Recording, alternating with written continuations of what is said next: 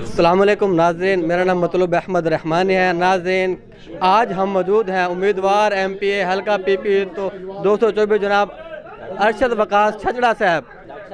ناظرین، آج ہمارے ساتھ موجود ہے امیدوار ایم پی اے حلقہ پی پی 224 جناب ارشد وقاص چھجڑا صاحب۔ سب سے پہلے ہم ان سے کہیں گے وہ اپنا تعارف کروائیں اور اپنا جو ان کا انتخابی نشان ہے اس کے بارے میں بتائیں عوام کو۔ اعوذ باللہ من الشیطان الرجیم، بسم اللہ الرحمن الرحیم، ایاک نعبد و ایاک نستعین۔ سب سے پہلے میں اپنے بارے میں بتا دوں، کیونکہ ہم کوئی روایتی سیاستدان نہیں ہیں، پہلے یہاں سے الیکشن کبھی حصہ نہیں لیا۔ تو میں ارشد وقاص چھجڑا، میں یونین کونسل غازی پور وہاں کا میں رہائشی ہوں۔ وہاں پہ میں ایز اے وکیل جو ہے نا، میں اسٹوڈنٹ پولیٹکس میں پہلے میں ویسے انوالو رہا ہوں۔ میں 2000 میں وکالت کے پروفیشن سے منسلک ہوا اور میں جلال پور آیا۔ یہاں سے میں 2002 میں بلدیاتی الیکشن یونین کونسل غازی پور سے میں نے حصہ لیا تھا، اور اس وقت بھی یہ نون لیگ کے اب جو کینڈیڈیٹ ہیں لال محمد جویا صاحب، ان کا مقابلہ کیا تھا۔ آج ایم پی اے کا الیکشن بھی جو ہے نا وہ میرے مقابلے میں نون لیگ کی طرف سے۔ تو میں 2000 اس کے بعد اینٹی ٹیررزم کورٹ میں 8 سال پراسیکیوٹر رہا ہوں۔ اس کے بعد میں 2011-12 میں جلال پور پیر والا بار کا صدر رہا ہوں۔ 2019-20 میں میں جنرل سیکرٹری رہا ہوں ہائی کورٹ بار ملتان۔ تو بس پی ٹی آئی کا ورکر ہوں ادنا سا، اس کے خان کے نظرے کے ساتھ متفق ہوں۔ ای ایل ایف کی طرف سے، ہمارے انصاف لائر فورم کی طرف سے میں کینڈیڈیٹ بنا۔ آپ سے ہمارا ایک سوال ہے کہ بڑے جو ہے نا علاقے کے ذمہ دار، بڑے روایتی سیاستدان پی ٹی آئی کی ٹکٹ لینے سے کترا رہے ہیں، آپ کے اندر یہ جذبہ یہ کس طریقے سے آگے کیسے آپ نے پی ٹی آئی کے جو ہے نا ٹکٹ وصولی، کیسے پی ٹی آئی کے آپ کینڈیڈیٹ بنے ہیں؟ یہ جو خوف ہوتا ہے نا، وہ خوف جب کسی کا ذاتی ایجنڈا ہو یا مفادات کی سیاست کرتا ہو تب خوف پیدا ہوتا ہے۔ جب کوئی نظریے پہ کھڑا ہو، جب کسی مشن پہ بندہ ہو جیسے ہمارا خان ہے، پھر اس کا خوف کچھ نہیں کر سکتا۔ جو اللہ لا الہ الا اللہ کو ماننے والا ہو وہ کبھی نہیں ڈرتا۔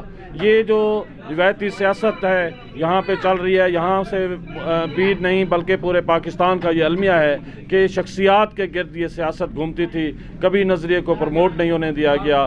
بدقسمتی سے ہمارے حلقے میں بھی یہاں پہ شخصیات کے گرد سیاست گھومتی تھی، اور یہ جو شخصیات ہیں یہ اپنے آپ کو اس سیاست بھی اپنی وراثت سمجھتے ہیں۔ یہ باپ پہلے سیاست کرتا تھا، پھر وہ خط کرتے تھے، اب ان کی اولادیں آ گئی ہیں، وہ کہتے ہیں یہ بھی ہماری وراثت ہے۔ یہ عوام کو اپنی جگیر سمجھتے ہیں، حالانکہ ایسا نہیں ہونا چاہیے۔ دنیا میں ایسا نہیں ہے، صرف پاکستان میں نظریے کو پروموٹ نہ ہونے کی وجہ سے پاکستان ترقی نہیں کر سکا، اسی وجہ سے یہاں پہ خوشحالی نہیں آ رہی۔ اگر پاکستان ترقی کرے گا تو انشاءاللہ عوام ترقی کرے گی، ہر خطہ ہر جگہ ترقی کرے گا۔ آپ سے ہمارا سوال ہے کہ پہلے بھی بہت سے امیدوار یہاں سے جو ہے نا عمران خان کے نام سے، ان کی پارٹی کے نام سے ووٹ لے کر جاتے ہیں، لیکن ہم نے بہت سے دیکھے ہیں جو مخالف بینچز پہ جا کے بیٹھ جاتے ہیں۔ اس کی کیا گارنٹی ہے کہ عوام آپ کو ووٹ دے اور آپ وہ ووٹ کو بطور امانت استعمال کریں؟ یہ پہلے والے جو سیاستدان تھے، روایتی سیاستدان، وہ نظریے کے ساتھ نہیں تھے، وہ ذاتی مفادات کو پہ تھے اور پی ٹی آئی کو اپنے ذاتی مفادات کے طور پر استعمال کیا تھا، وہ نظریے کے ساتھ متفق نہیں تھے۔ ہم لوگ جو اب یہ بہت اچھا ہو گیا ہے، جو روایتی سیاست کرتے تھے، مفادات کی سیاست کرتے تھے، وہ نکل گئے ہیں۔ اب اس سختیوں کی وجہ سے اللہ پاک نے اس پارٹی پہ مہربانی کی ہے۔ اب اس پارٹی میں نظریات کے لوگ، نظریات رکھنے والے جو خان کے ساتھ متفق ہیں، جو خان پر جان دینے کے لیے تیار ہیں۔ اگر ہمارا خان جیل میں جا سکتا ہے، مصیبتیں ہمارے لیے برداشت کر رہا ہے، اس قوم کے لیے کر رہا ہے، آنے والی نسلوں کے لیے کر رہا ہے، تو ہم اس کے لیے اپنی جان کیوں نہیں دے سکتے؟ ہماری جان اس ملک کے لیے، اس قوم کے لیے سے زیادہ قیمتی نہیں ہے۔ ہم اپنی پارٹی کے ساتھ کھڑے ہیں انشاءاللہ۔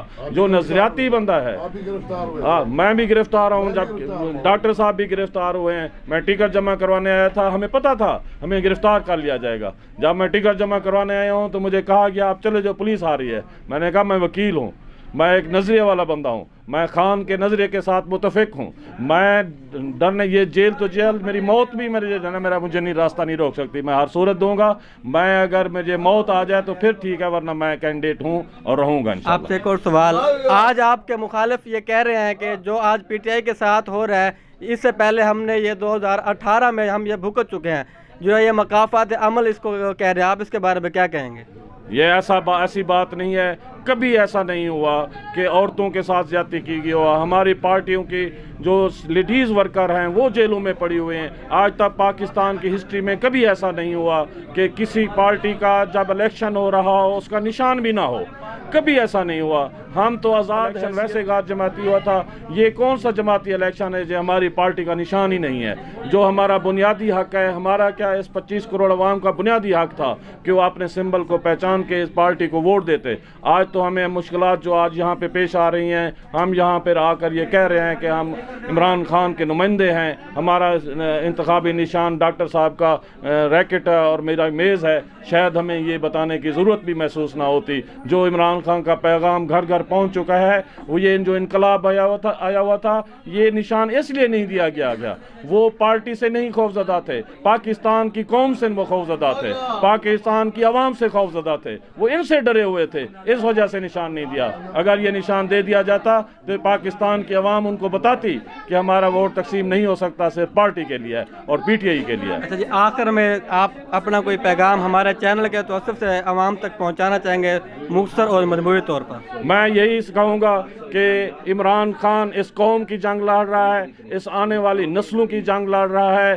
اس قوم کو اب چاہیے کہ وہ عمران خان کی جنگ لڑیں، اور یہ ووٹ جو امانت ہے ہماری صورت میں ہمیں دیں، ہم ان تک پہنچائیں گے جس سے خان کو انشاءاللہ رہائی ہوگی. ہمارا خان انشاءاللہ جیل سے ہی وزیر اعظم بن کے نکلے گا. چلیں، شکریہ، مہربانی.